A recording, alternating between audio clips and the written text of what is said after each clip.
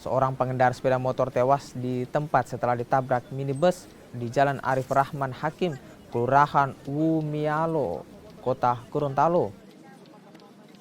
Mobil tersebut juga menabrak dua motor lainnya hingga mengakibatkan korban mengalami luka serius. Korban meninggal langsung dievakuasi ke rumah sakit terdekat beserta pengendara motor lainnya. Kecelakaan terjadi saat pengemudi mobil melaju dari Jalan Arif Rahman Hakim menuju Jalan Agung Suprapto. Pengemudi diduga hilang kendali hingga oleng dan menabrak pengendara sepeda motor dari arah berlawanan. Laju mobil yang tak terkendali akhirnya menabrak dua pengendara sepeda motor lainnya. Mobil baru berhenti setelah menabrak pohon yang ada yang tak jauh dari tempat kejadian.